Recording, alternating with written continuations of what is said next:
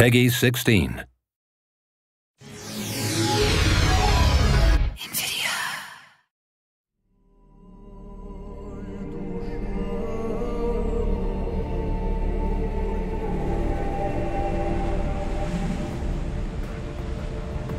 Hello and welcome to the presentation video of Carrier Command Gaea Mission. Some people may remember the original from 1988, on which this modern remake is based.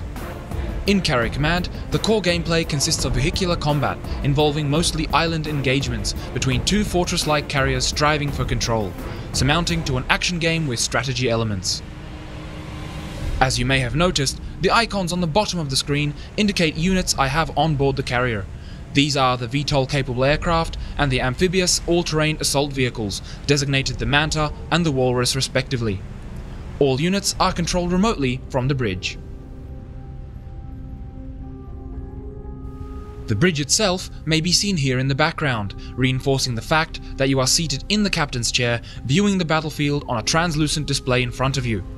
Your main objective is to sink the enemy carrier and seize the archipelago, consisting of 33 unique islands. Seen here, I am leading an assault on the enemy island of Fulcrum, indicated by the red coloration. Simply put, blue islands are my own, while red belong to the enemy. Zooming in, I am able to make out the geography of the island, enemy encampments and bases, as well as units of the opposition. Prior to an assault, I would equip my units as required, giving them the necessary armament to carry out their mission. I will now arm my Manta with rockets, before sending it into combat.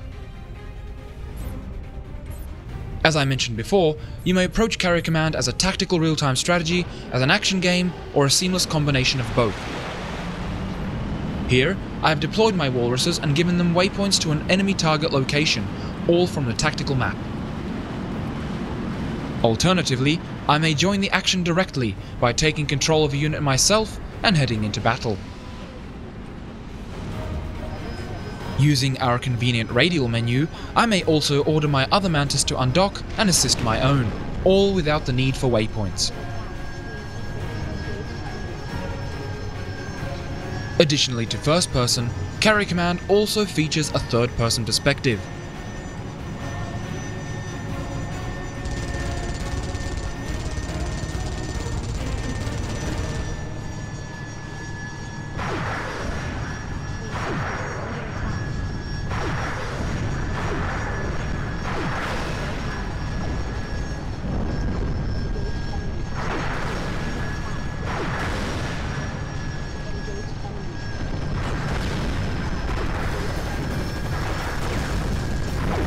At any point in the action, I may return control to the onboard computer. Switching between units, direct control, or computer control is all done seamlessly.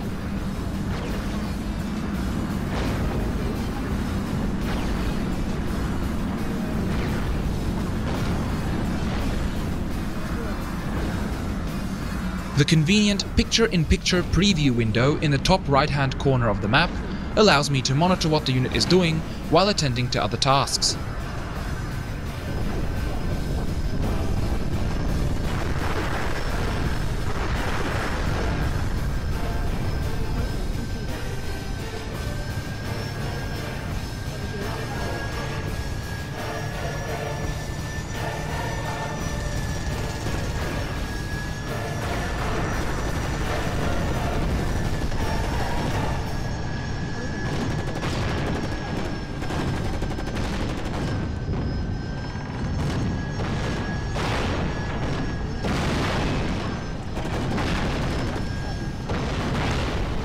Should I lose a unit in the heat of battle, it may easily be replaced by producing a new unit in the production screen. Manta 3, low ammo. Here I may queue items to be built, which will be available on my stockpile island once complete. Herein lays another strategic element, island setup. An island may be configured to supply materials, produce items, or serve as a defensive stronghold. Although islands are set up to specific types by default, you may adjust them as you see fit, adding strategic depth to how you manage your island network. Items from the stockpile may be transferred to the carrier by a submersible supply submarine. or by sailing to the island directly. Once sent, the supply bark will make its way to the carrier in real time. The carrier may also be controlled manually. Whenever you feel combat operations on the current island are complete, or you have pressing matters elsewhere, such as defending your own island from an enemy carrier attack, you may choose to set sail. You may perform this manually, or you may take advantage of the carrier's onboard navigation system and instruct the carrier to sail to your selected destination. The benefit of this approach is that you make use of the carrier's internal time warp system, compressing time to significantly reduce the length of the trip. Overall, this is Carrier Command's core gameplay experience, present in both of the game's two distinct campaigns.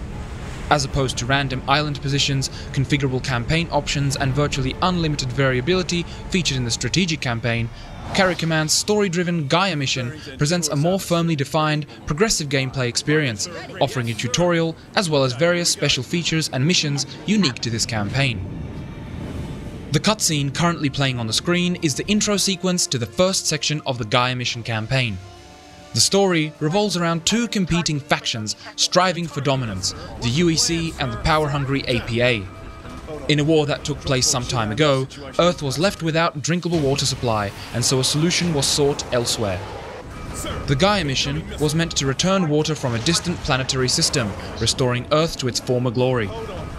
Carrier Command Gaea Mission is portrayed through the eyes of Lieutenant Myrik, a soldier of the UEC, and takes place in the decisive battle between these two factions in the Dead Zone, an archipelago on the planet Taurus. Sir, we crash-landed. AA defenses tagged us. Sir, no one Things turn sour, however, when Myrik's drop pod is shot down, leaving his team stranded on the island Vulcan, where our story begins. Let's move out and clear that path. Understood, sir. Ready when you are. Immediately apparent is the fact that the game contains first-person shooter missions, which are in key sections throughout the storyline, where Myrik must leave his vessel to fulfill certain objectives in person, in this case, to get the carrier itself. These missions, while representing only a minor portion of the campaign, make the whole story more personal and close to the chest, as Myrik is not protected by the armoured hull of the carrier when on foot. Whoa, bloody hell. Corey, let's keep moving.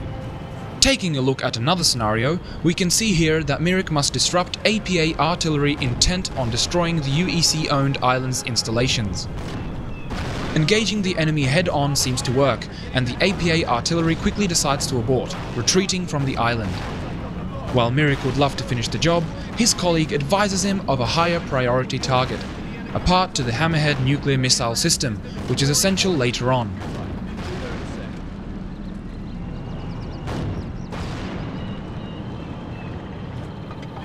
Once we arrive at the research center where the part is being stored, Myrik exits the vehicle and makes his way indoors.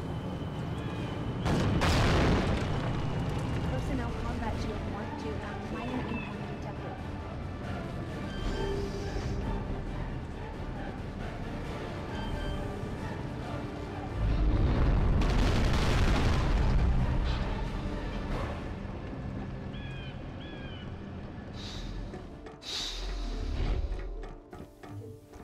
Armed with an assault rifle and grenade launcher to suit, Myrik quickly dispatches of the remaining enemy units with ease.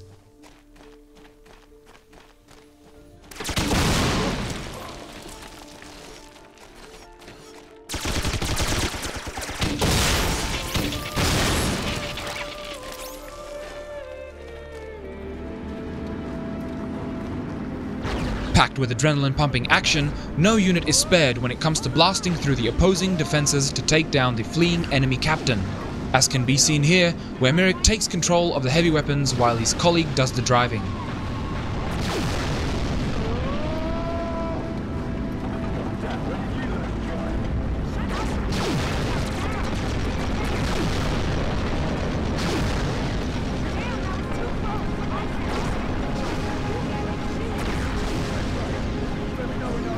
Even Mother Nature makes an appearance through the powerful display of a volcanic eruption. What the hell are they doing here?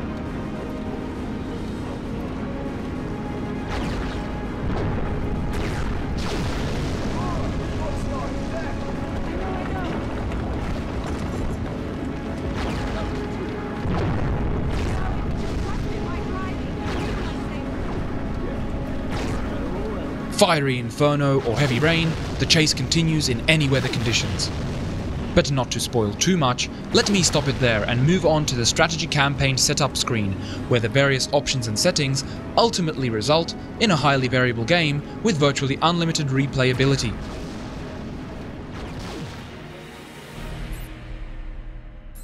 This is the strategy game setup screen, where you may configure various settings related to difficulty and also set the victory conditions. With this setup, I may be playing for an afternoon, where the enemy has practically no chance of defeating me unless I make a catastrophic mistake. Alternatively, if you're feeling more adventurous, this setup could take the rest of the month to complete, where every decision may lead to victory or defeat. We hope you enjoyed watching the Carrier Command Gaea Mission presentation video.